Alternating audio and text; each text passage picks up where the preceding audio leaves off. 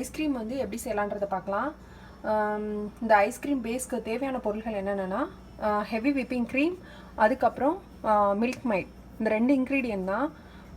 இப்போ வந்து ஒரு பாக்கெட் வந்து ஹெவி விப்பிங் க்ரீம் எடுத்திருக்கேன். இது வந்து 1 லிட்டர் கிட்ட இருக்கும். இதுக்கு வந்து 2 மில்க் மைடு டின் வந்து எடுத்திருக்கேன். இது வந்து எவ்வளோ இருக்குன்னா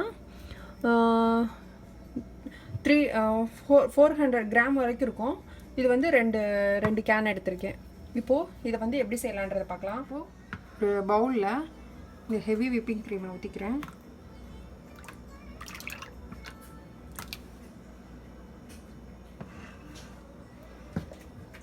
இப்போது இந்த ஹேண்ட் மிக்சரில் வந்து இதை வந்து பிளெண்ட் பண்ண போகிறேன்.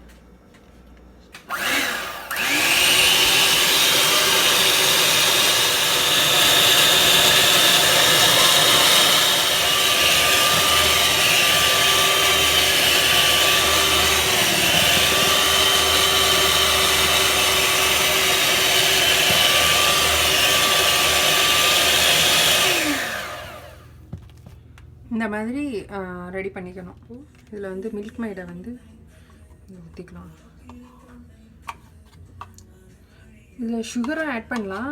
சுகரை விட மில்க் மைடு போட்டோன்னா கிறிஸ்டல் வந்து ஃபார்ம் ஆகாது, ஐஸ்கிரீம் வந்து ஃபார்ம் ஆகும்போது.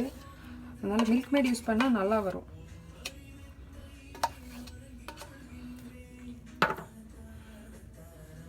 நான் 2 கேன் யூஸ் பண்ணுறேன்.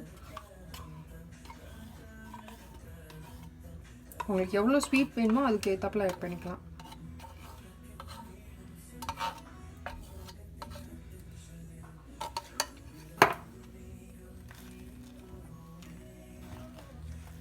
இது நல்லா இதை ஃபோல்ட் பண்ணிக்கணும்.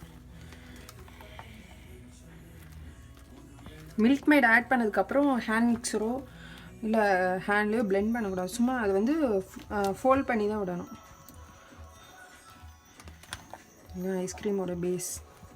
இப்போது இந்த ஐஸ்கிரீம்க்கான பேஸ் வந்து இப்போ ரெடி ஆயிடுச்சு. இதை இந்த கன்சிஸ்டன்சிக்கு வந்து ரெடி பண்ணிக்கணும். இதை வந்து ஒரு கண்டெய்னரில் ஊற்றி நான் ஃப்ரிட்ஜில் வந்து ஒரு ஓவர் நைட் அட்லீஸ்ட் ஒரு மினிமம் ஒரு 8 ஹவர்ஸாவது இதை வந்து செட் பண்ணிக்கணும்.